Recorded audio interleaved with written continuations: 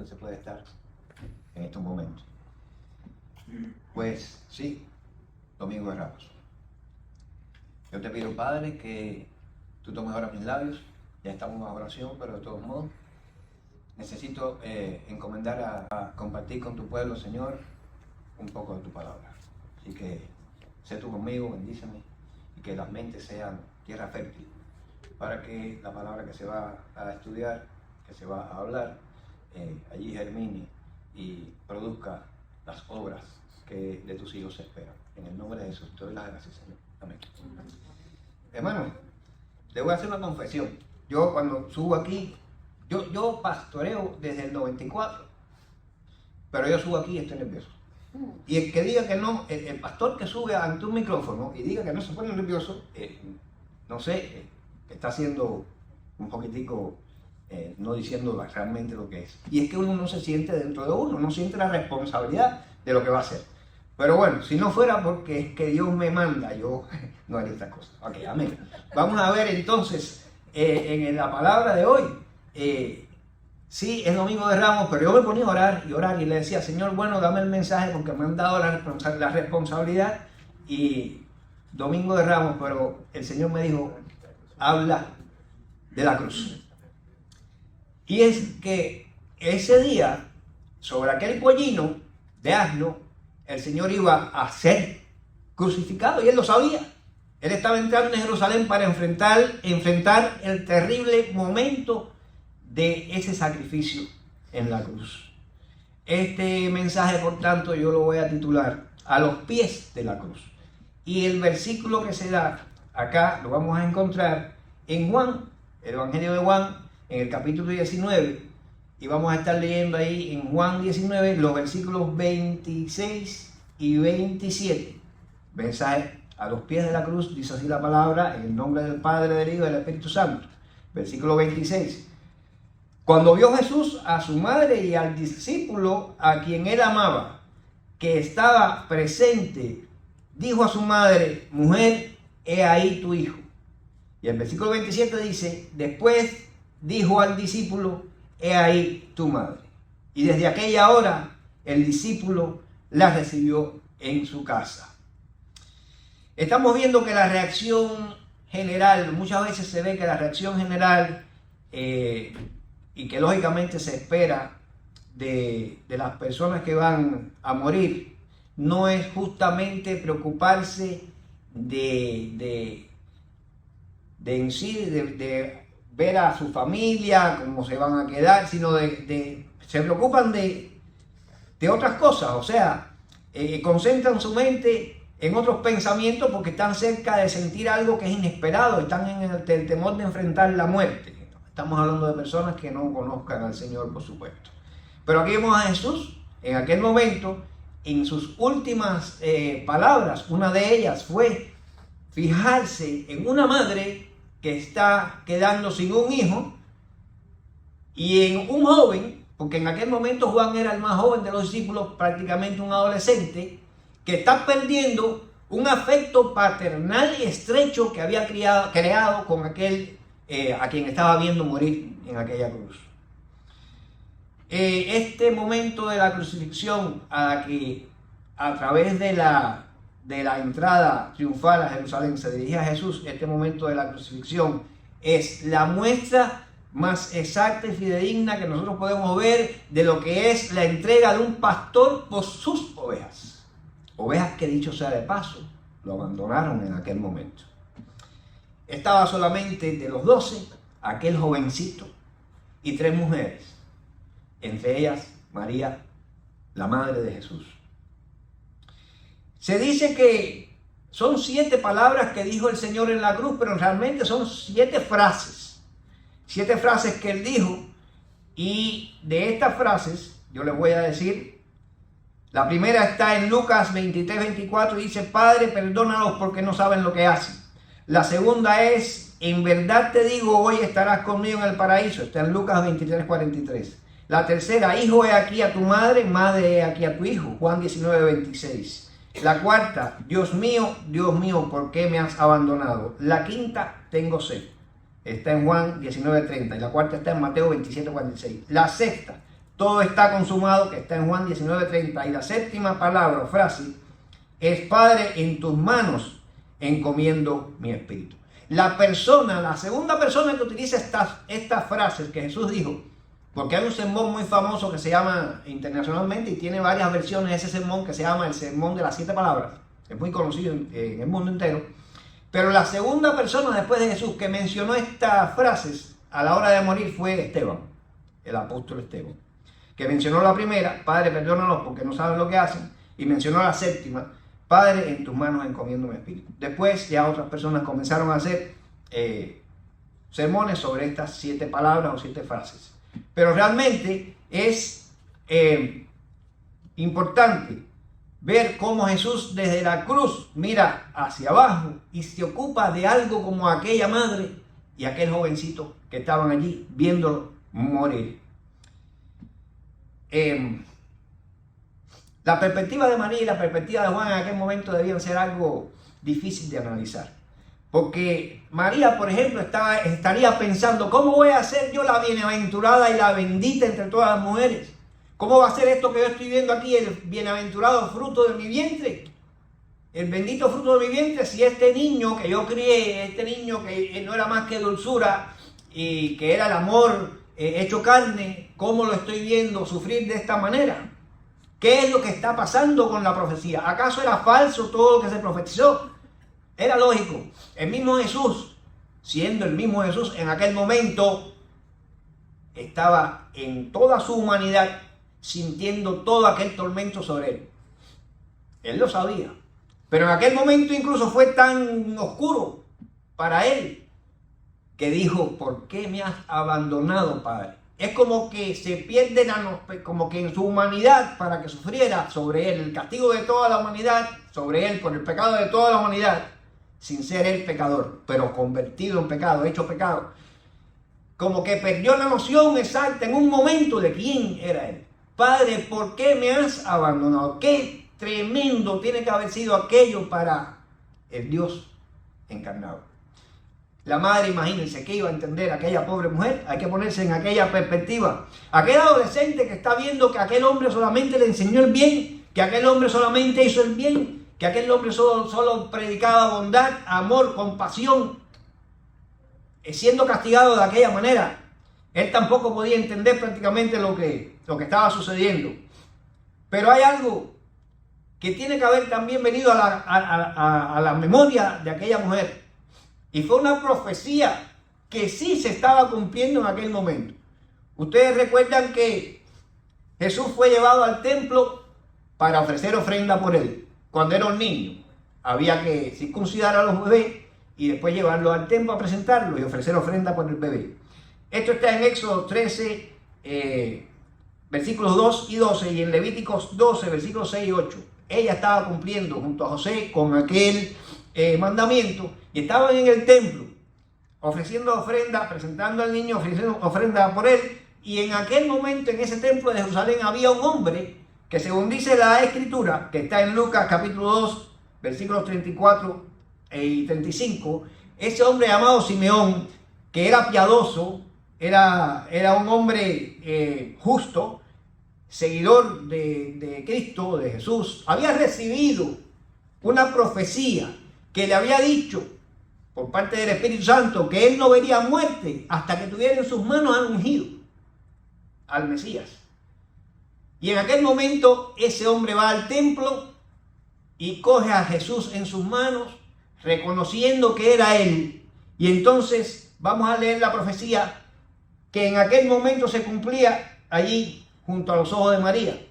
La profecía que tenemos en Lucas capítulo 2, versículos 34 y 35, donde dice: los bendijo Simeón y dijo a su madre María, he aquí, este está puesto para caída y para levantamiento de muchos en Israel, y para señal que será contradicha. Y una espada traspasará tu misma alma, para que sean revelados los pensamientos de muchos corazones. Aquella espada estaba atravesando el pecho de María con un dolor tan terrible que ella no podía entender tampoco lo que estaba viendo. Sin embargo, ella estaba ahí a los pies de aquel hijo sufriente y que moría en aquel momento. Pero aquel acto sencilla y llanamente era la consumación de aquel bendito fruto del vientre, de su vientre, la consumación de aquella obra, como también él lo dijo en una de esas palabras, consumado es. La profecía era fuerte, fue dada en el templo y sencillamente era el plan eterno que debía cumplirse de aquella manera. Era la gran victoria, justamente la gran victoria del reino de las tinieblas, del reino de la luz sobre el reino de las tinieblas. Lo que el diablo trató de evitar que sucediera. Y no lo pudo, porque sabía que allí estaba la victoria sobre todo él y su séquito satánico en la crucifixión de Jesús. Después de 3 años de tanto bregar por toda la tierra santa, predicando el mensaje de la salvación, a los 33 años viene a sentir sobre él el pecado de la humanidad, y en aquella condición de agonía miró desde la cruz hacia abajo. Estaba solo. Qué terrible el dolor de sentirse solo, de sentirse abandonado, de sentirse como que dejado a su suerte en aquel momento. Los que lo vieron hacer los milagros, los que lo tuvieron cerca y compartieron con él aventuras y compartieron alegrías y compartieron momentos difíciles, los que lo vieron actuar como el Dios Todopoderoso encarnado que era, todos se fueron. Por eso en los mensajes que a veces se dan en las iglesias, se dice a las congregaciones: hermanos, si ahora no hacemos lo que tenemos que hacer, ¿cuándo lo vamos a hacer? Si en aquellos momentos duros y difíciles, hasta aquellos que lo tuvieron cerca lo tocaron, abandonaron en aquellos momentos, pero luego retornaron, luego cada cual supo tomar su lugar. Pero en estos tiempos de que no hay este tipo de condiciones, de que tenemos la posibilidad de hacer, predicar, enseñar, llamar a personas a la verdad, a la luz, sabemos que el mundo cada vez se pierde más y esta es la hora para la cual estamos puestos en el mundo y no lo hacemos. ¿Cuándo lo vamos a hacer si sabemos que vienen tiempos difíciles? ¿Será que seremos como aquellos discípulos que en el momento duro vamos a abandonar? Yo le pido a Dios de rodillas que no lo permita. Yo le pido a Dios de rodillas que nos foguee, que nos instruya, que nos fortalezca, que su Espíritu Santo no nos abandone en ningún momento y que podamos ser de fiel. Entonces, yo se lo pido a Dios, que en todo momento podamos ser de fiel. Aquel pecado de toda la humanidad que sufrió Jesucristo tenía consecuencias tremendas. Este abandono que él sufrió también lo sintió en toda su carne. Y realmente yo lo que quiero con este momento de predicación es acercarlos un poco a qué fue como tal la crucifixión de Cristo. Quiero decirles algunos detalles, porque nosotros posiblemente hemos oído, hemos visto, quizás algunos no sepamos algunas de las cosas que voy a decir, pero hay detalles aquí que realmente son tremendos y vamos a entrar en esto. Vamos ahora, por eso se llama los pies de Jesús, lo que yo les estoy diciendo en mi mensaje. Vamos ahora a ponernos en la posición en que estaba María, en la posición en que estaba Juan. A los pies de aquella persona. Por parte de María, su amado hijo. Por parte de Juan, aquel amor paternal, aquel amor grande, inmenso, que había encontrado en ese hombre que veía ahí muriendo. Recuerden, un joven, casi un niño. 36 horas desde su detención hasta que es crucificado, 36 horas vivió Jesús, según investigaciones y estudios, sin descansar, sin comer, sin dormir, sin sentarse. 36 horas bajo vituperios, maltratos, golpes, insultos. Desde la casa del sumo sacerdote hasta la casa de Herodes y luego a la de Pilato, Jesús caminó bajo golpes y empujones aproximadamente unas 2,5 millas. Fíjense, en esas condiciones. cargó la cruz un tercio de milla hasta que ya no pudo más. Recuerden que hubo que llamar a un Simón Cireneo o Simón, natural de Cirene, que fue quien ayudó a Jesús luego a cargar aquella cruz, porque ya él no pudo más, él cayó. Jesús fue empezando a entrar en tensión desde la oración del huerto de Getsemaní antes de ser tomado preso.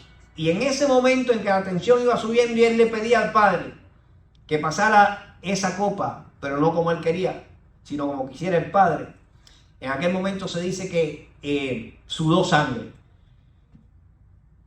Hace tiempo, al principio de mi conversión, algunas personas yo la veía que se reían de esa frase, sudar sangre.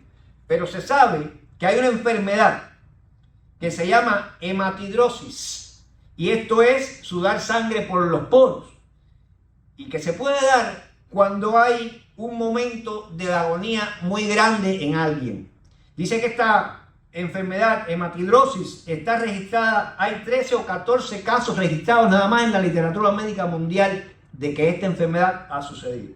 Y a mí no me extraña, porque ustedes recuerdan que cuando Herodes, en Hechos creo que en capítulo 4, se quiso hacer pasar por Dios, tomar el lugar de Dios, se sentó con ropas reales en un trono y se burló de Dios. ¿Recuerdan cómo murió Herodes sentado en ese trono? ¿No recuerdan? De repente le empezaron a salir gusanos por todas partes y murió comido de gusanos sentado en ese trono. Y la gente se reía. Pero hay una enfermedad descubierta por la ciencia que se llama Heparganum proliferum. Y hay muy poquitos casos registrados de esa enfermedad. Y es esta. De repente la persona muere porque empiezan a salir gusanos de dentro. Y se llama así, Heparganum proliferum. La Biblia no miente. La Biblia no dice nada que sea falso. La Biblia, busque la Biblia y busque la ciencia, investigue y va a ver que todo se confirma. Heparganum proliferum fue la enfermedad que Dios puso en Herodes para que muriera por haber querido usurpar el lugar de Dios. Es una gran agonía la que estaba sintiendo Cristo porque sudó sangre. Esto se lee en Mateo 26:36, cuando en el huerto de Getsemaní tuvo esa experiencia. Él, antes de toda esta caminata y antes de ser finalmente crucificado, que se dice muy simple, pero ya verán que no lo es tanto, padeció latigazos. Bueno, estos latigazos, según investigaciones y de acuerdo al tipo de látigo que era, que después se los voy a describir, producían heridas hasta de 2 pulgadas de largo y de 3/4 de pulgada de profundidad. Heridas que podían hasta cercenar músculos y tendones. Y heridas que producían un sangramiento y por lo tanto un debilitamiento total. Dice que eran como cortadas grandes, porque eran como filos aquellas puntas del látigo. Dice que cada herida de a 2 pulgadas de largo y 3/4 de pulgada de profundidad llevarían, si fueran a suturarse, 20 puntos. Imagínense ustedes cómo habría quedado después de los más de 30, 40 latigazos, tal como lo dice el profeta Isaías, molido.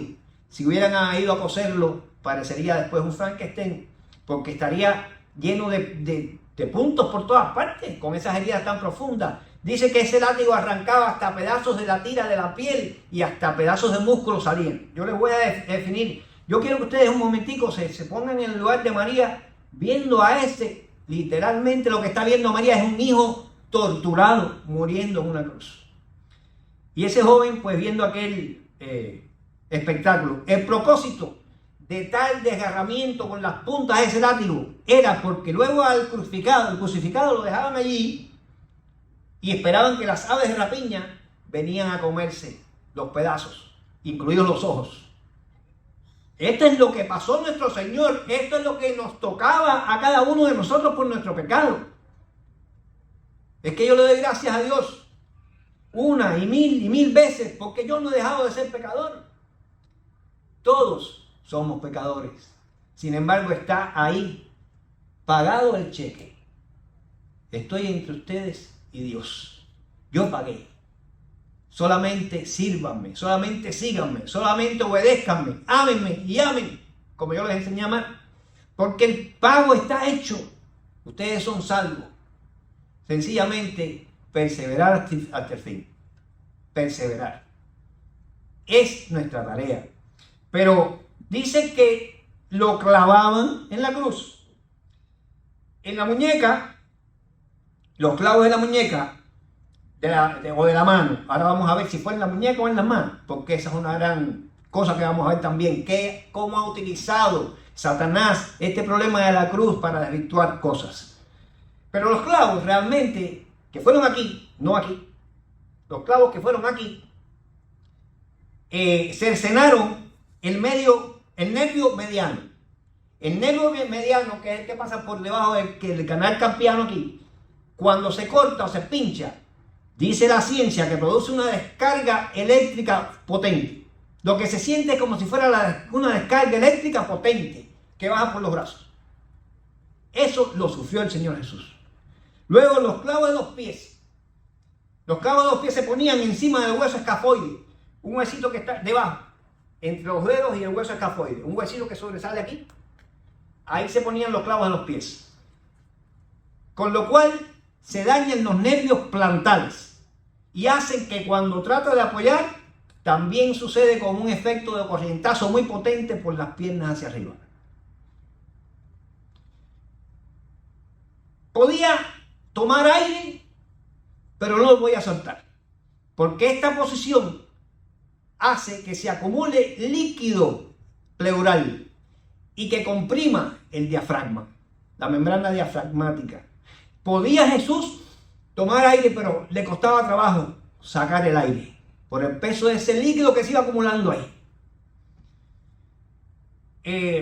Sin embargo, bajo aquella condición, tuvo todavía aquella sensibilidad de decirle a aquellas dos personas: madre, he aquí a tu hijo.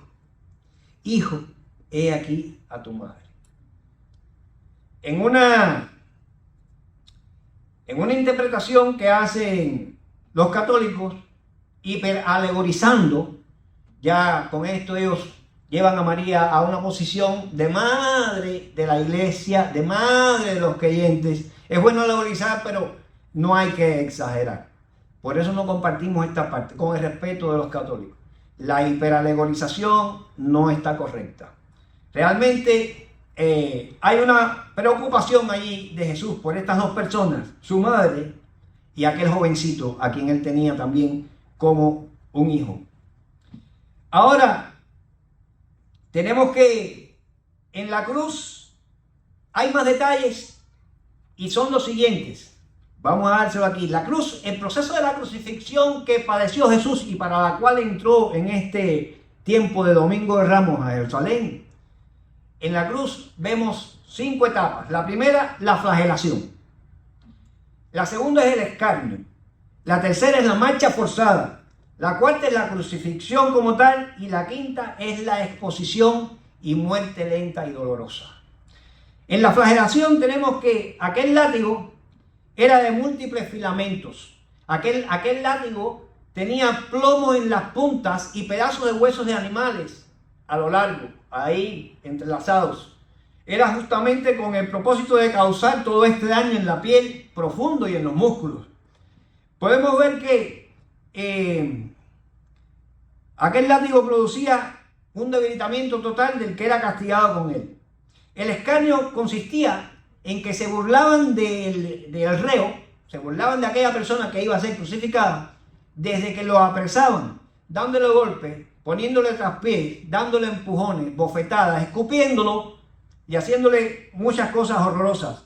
Esto lo sufrió Jesús. Tanto lo sufrió que como le dijeron que él era el rey de los judíos y se burlaban de él, lo pusieron esto en un letrero arriba que dice INRI. Lo vemos en los crucifijos que vemos por ahí, INRI. Eso quiere decir Jesús Nazarenus Regino Iutas. Jesús de Nazaret, el rey de los judíos. Pero en realidad en ese cartel no decía así. Ese cartel estaba escrito en griego, en hebreo y en latín. Se lo pusieron aquí sobre la cabeza. Ahora, hay una cosa y es como ya viene el diablo a querer.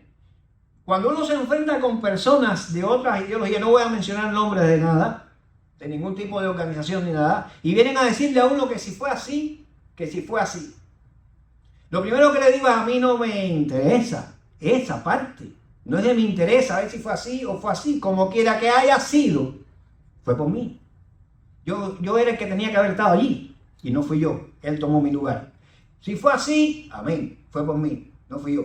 Si fue así, igual, amén. Pero tenemos muchísimas razones si estudiamos inteligentemente la Biblia para saber que fue de esta manera. Sabemos que hubo crucifixiones en forma de X, como Andrés, el discípulo, fue crucificado en una cruz en forma de X, pero la de Cristo no fue así. Y sabemos que había empalamientos, era solamente un poste y se ponían aquí y ahí empalaban, clavaban. Bien. ¿Por qué sabemos que no fue empalado y crucificado? Sencillamente porque la cruz tenía dos postes, uno vertical, uno horizontal. El vertical se llama estauros, el horizontal se llama silón. En la Biblia está bien claro, cuando dice que Jesús cargó su cruz, la palabra griega que dice es silón. Jesús cargó el silón. ¿Qué atravesaban? ¿Cuál de los dos postes cargó? El transversal. El otro lo esperaba allá en el lugar donde iba a ser plantado. De manera que él iba cargando aquel silón. Ahora se dice que no pudo ser clavado por aquí y que no pudo ser porque el peso hubiera desgarrado. Es cierto. El peso de una persona a quien usted clave por acá desgarra toda esa parte de los huesitos pequeñitos que hay aquí. Rompe la mano. Es cierto. Pero si es lógico, lo que estamos pensando, y Jesús venía en estas condiciones tan destruido y deteriorado ya, no le van a poner a cargar el madero, se lo ataron. Era lógico que él llevara aquel silón atado y no lo pudiera soltar. De lo contrario, no hubiera podido caminar nada con él, lo hubiera soltado, no lo podía coger. Entonces, el hecho de que estaba atado es prácticamente deducible. Es prácticamente deducible. Después, tenemos que él le dice a Tomás: mira, pon aquí los dedos en la herida de los clavos. De los clavos. Si hubiese sido empalado, hubiese sido necesario solamente un clavo. Pero él le dice: mira los clavos de mis manos. Y está claro porque en griego, la palabra clavo es elos. Elos. Para el singular. Le hubiera dicho: mira aquí la marca del elos.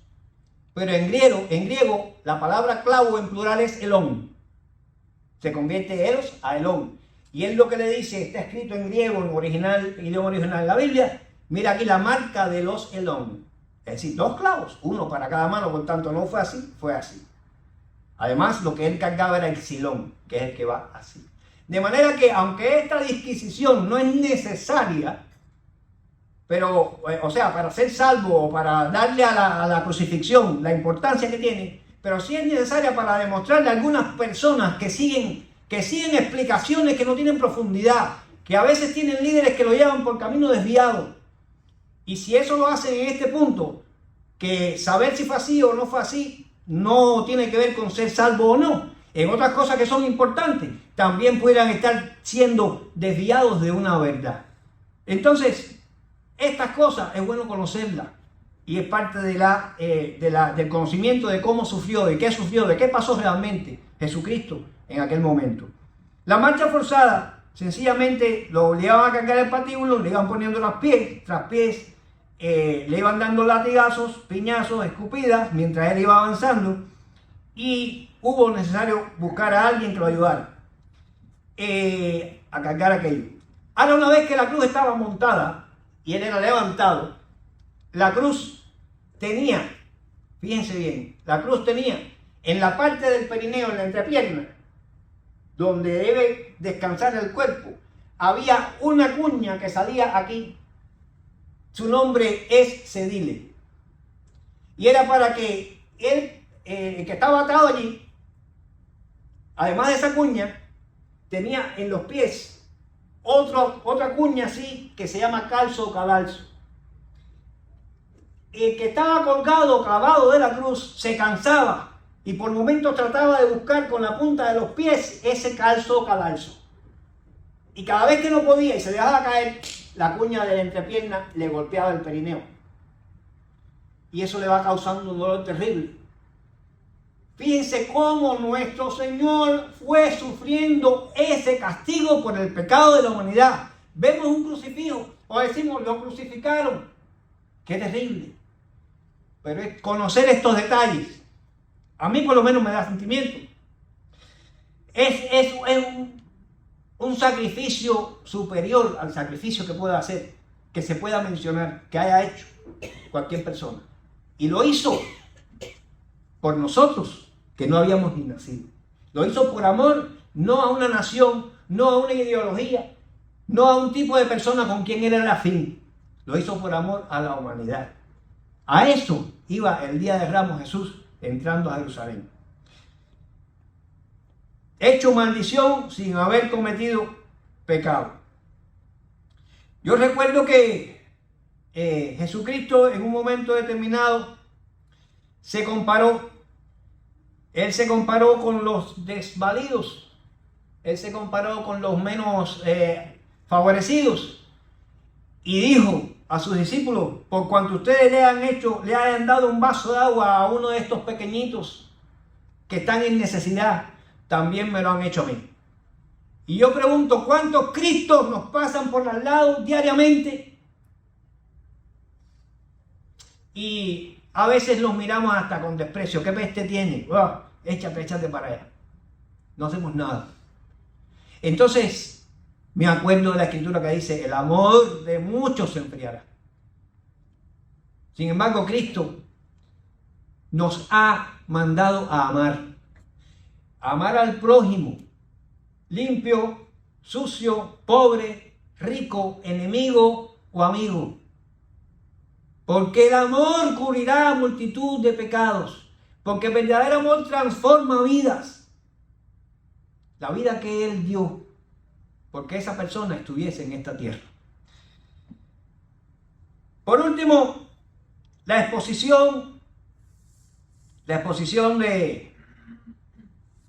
de su muerte lenta, la exposición ahí a que las aves de rapiña vinieran y acabaran con él, era la parte más terrible ya de todo, cuando venía al final la muerte definitiva.